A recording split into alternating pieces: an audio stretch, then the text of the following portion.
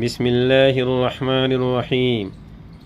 حضور صلی اللہ علیہ وسلم پر درود بھیجنے والے کو اللہ کی بہت سی رحمتیں، فضیلتیں اور برکتیں حاصل ہوتی ہیں، اور نبی کریم صلی اللہ علیہ وسلم پر درود نہ بھیجنے والا اللہ کی رحمت اور فضل سے محروم ہو جاتا ہے، اور اس کو وہ فیوز و برکات حاصل نہیں ہوتے جو درود بھیجنے والے کو حاصل ہوتے ہیں، بلکہ حدیث میں درود سلام نہ پڑھنے والے کی بڑی مذمت بیان ہوئی ہے، اور حضرت جبریل علیہ السلام نے درود نہ پڑھنے والے کے لیے بد دعا فرمائی ہے، اور حضور صلی اللہ علیہ وسلم نے اس بد دعا پر آمین کہا ہے۔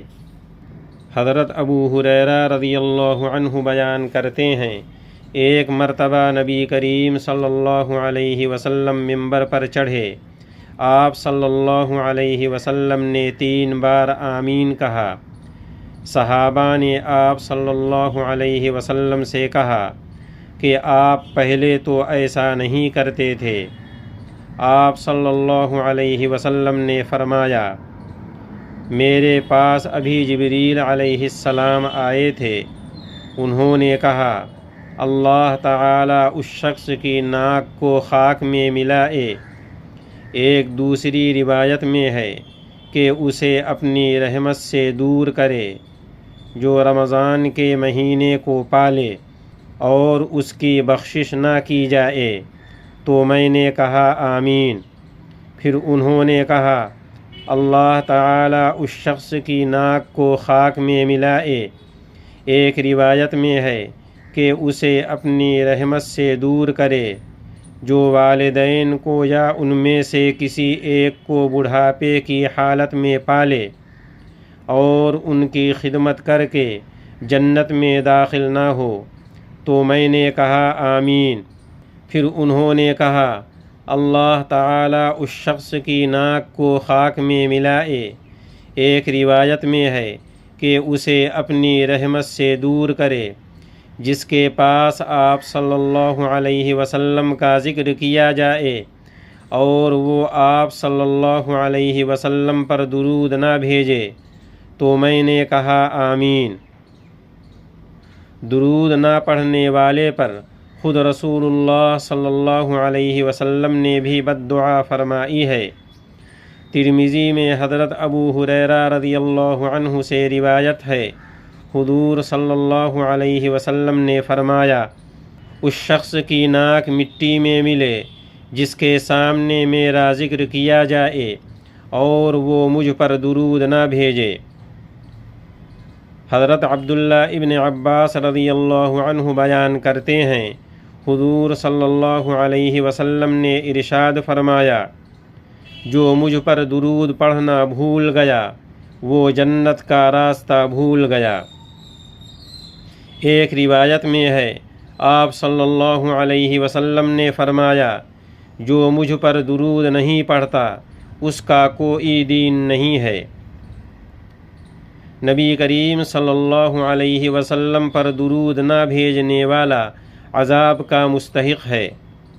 حضور صلی اللہ علیہ وسلم نے ارشاد فرمایا، جو لوگ کسی مجلس میں اکٹھے ہوں، پھر وہ اللہ کا ذکر اور رسول اللہ صلی اللہ علیہ وسلم پر درود بھیجے بغیر الگ الگ ہو جائیں، تو یہ مجلس ان کے لیے عیب اور نقصان کا ذریعہ ہوگی۔